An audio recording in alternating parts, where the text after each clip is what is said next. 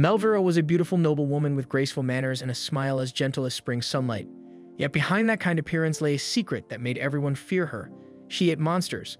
While others saw these creatures as deadly horrors, Melvera saw them as ingredients waiting to be cooked. Her strange passion earned her the nickname the Voracious Villainess, a title whispered among nobles with both disgust and scorn. Isolated and misunderstood, Melvera had long accepted that no one would ever truly understand her unusual tastes. Until one fateful banquet when she met a man whose blood-stained sword and fearless gaze changed everything. On a peaceful morning, Melvera is sitting calmly on a park bench enjoying what looks like the perfect sandwich. She eats it so blissfully that an older man passing by can't help but stop and stare. The sight is oddly mesmerizing. Every bite she takes seems to fill her with pure satisfaction. Curious, the man strikes up a conversation, and Melvera, being as polite as she is peculiar, offers to share her food. He accepts, though maybe a little too eagerly, and takes a huge bite. Immediately, his eyes light up. The flavors are rich, complex, and balanced in a way he's never tasted before. It's so good that he blurts out that he could eat this forever. But then, casually, he asks what kind of meat it is. Melvera smiles and calmly replies, "Backhorn." And at that very moment, his face turns pale. Backhorns, those are deadly monsters, infamous for their lethal poison. Realizing what he's just eaten, the man suddenly doubles over and vomits. He can't comprehend how anyone, especially a noblewoman, could possibly eat something so dangerous. Unless she's that woman he's heard rumors about. Meanwhile, Melvera simply continues eating completely unbothered. To her, even the most ferocious beasts can be turned into a delicious meal if prepared correctly. She doesn't expect others to understand, but deep down, she believes that someday someone will. The very next day, Melvera attends a grand banquet hosted for the nobles. The hall is magnificent, filled with glittering chandeliers and tables overflowing with exquisite dishes. Melvera, as always, is enjoying herself, sampling everything she can, when a familiar woman approaches. It's Mrs. Talbot, her stepmother's attendant. With a stern expression, Mrs. Talbot reminds her of the real reason she's there. Melvera's cheerful smile instantly fades. The banquet isn't just about celebrating the harvest, it's also a social event for nobles to meet potential partners. As the daughter of a count, Melvera is expected to find a suitable fiancé. Her stepmother has threatened to send her to a convent if she fails this year. Even her father, trying to be lenient, said he'd accept anyone, even a mere knight, so long as they're decent. Reluctantly, Melvera decides to play along. But as she scans the hall, she notices the nobles whispering behind her back. Their glances are cold, their gossip merciless. That's when she realizes none of them want anything to do with her. Her reputation as the woman who eats monsters has already spread too far. Feeling disheartened, Melvera drifts away from the main crowd and heads toward the area where the knights are gathered. Maybe she thinks someone there won't recognize her.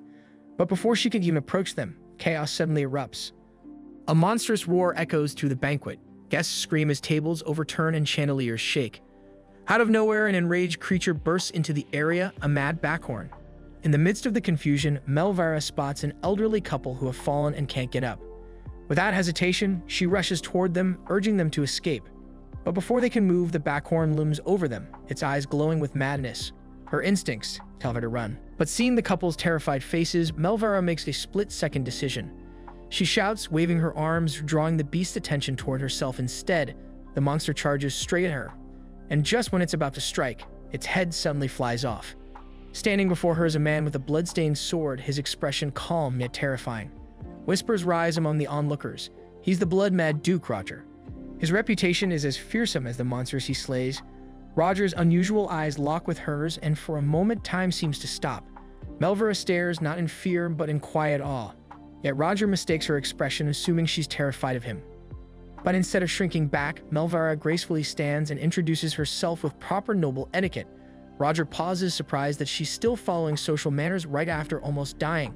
He asks if she's hurt, but Melvera's attention is fixed elsewhere on him. There's blood splattered across Roger's face, and she looks genuinely concerned. She immediately tells him to wash it off. She explains, almost like a teacher, that mad backhorn blood carries magical toxins. It can cause fever or terrible stomach pain if it's absorbed through the skin. Then she adds, almost casually, that if the beast wasn't mad, its meat and blood could have been used to make sausages. Roger blinks, speechless. No one has ever spoken to him like this before.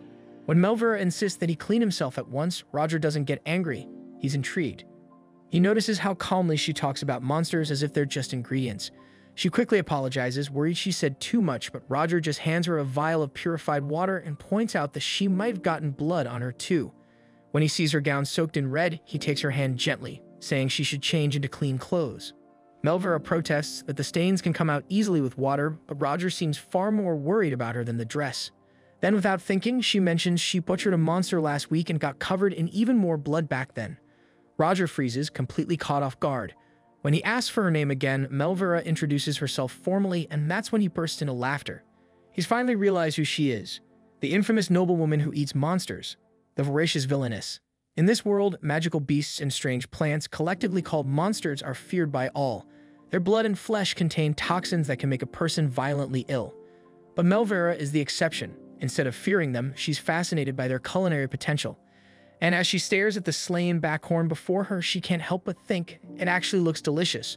Her innocent remark leaves Roger momentarily speechless, and when she awkwardly smiles to hide her embarrassment, it unexpectedly flusters him. When she asks what's wrong, he just clears his throat and composes himself, taking her hand once again. That's when Melvera realizes this man isn't afraid of her for eating monsters. Not one bit.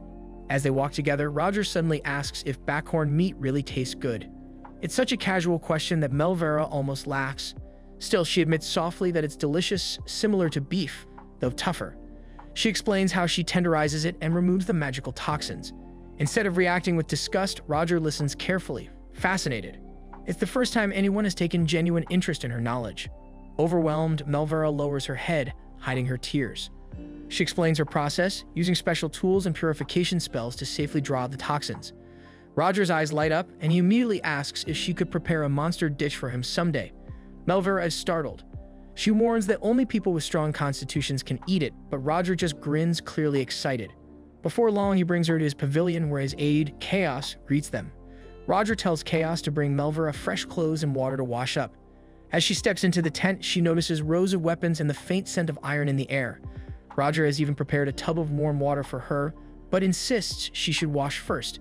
Instead, Melvera insists he go ahead. And without a second thought, Roger removes his upper clothing. Melvera freezes. She's seen knights and hunters bathe outdoors before, but this feels different. Her eyes, no matter how hard she tries, won't look away. Roger glances over, asking if something's wrong. Flustered, Melvera admits honestly that his physique is good. Roger seems genuinely surprised by that. He doesn't even realize how imposing he looks. When he resumes washing, Melvera gathers her courage and asks if he could teach her to fight monsters. Roger doesn't say no, but after glancing at her slender arms, he suggests that maybe she should just leave the slaying to him. She looks slightly disappointed, and realizing his mistake, Roger quickly explains that he only means he's more used to fighting. Then he changes the subject, asking if there's a particular kind of monster she'd like to try eating. Immediately, Melvera's eyes sparkle. Roger's territory is filled with rare creatures not found anywhere else. What others see as dangerous, she sees as a culinary adventure. While talking, Roger notices a streak of dried blood on her cheek and gently wipes it away. In return, Melvera carefully helps wash his face, her fingers brushing through his hair. For a brief moment, the world feels still between them. Then, Chaos bursts in, horrified. He scolds Roger for standing half-naked in front of a count's daughter, calling it completely inappropriate. Later, Melvera changes into a stunning gown borrowed from the queen. Roger, meanwhile, casually holds the severed monster head like it's a trophy.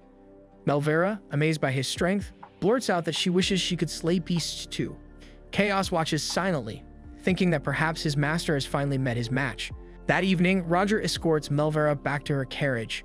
She thanks him with a curtsy, and though they part ways, both clearly wish they could stay longer. Before she leaves, Roger promises to slay a royal noodle for her next time. Melvera's eyes light up, and she gently reminds him that it would taste even better if captured alive. That makes Roger grin. It's a challenge he's eager to accept. Before leaving, Melvera gave Roger a gift, jerky made from a creature called the Scatspit. Without hesitation, Roger took a bite, much to Chaos' horror, since the food hadn't been tested for poison. But Roger didn't care. He loved it. In fact, he even made Chaos try some too. Soon, both men were happily munching away, and Melvera could hardly believe it. For once, someone truly enjoyed her cooking instead of judging her for it. When Roger told her that he was looking forward to tasting more of her monster dishes, her heart nearly burst. No one had ever said that to her before. She hid her face, pretending to wipe away tears, and said it was only because she hated saying goodbye. Roger smiled softly, pretending to believe her.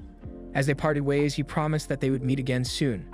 And for the first time, Melvera actually looked forward to the next banquet, not for the food, but for the man who made her feel loved and appreciated. Because maybe, just maybe, she had finally found someone who understood her. That marks the end of today's Anime Recap. If you enjoyed the video and want more of it, Please support the channel by leaving a like and subscribe. Let's help us reach a current goal of 10K subscribers.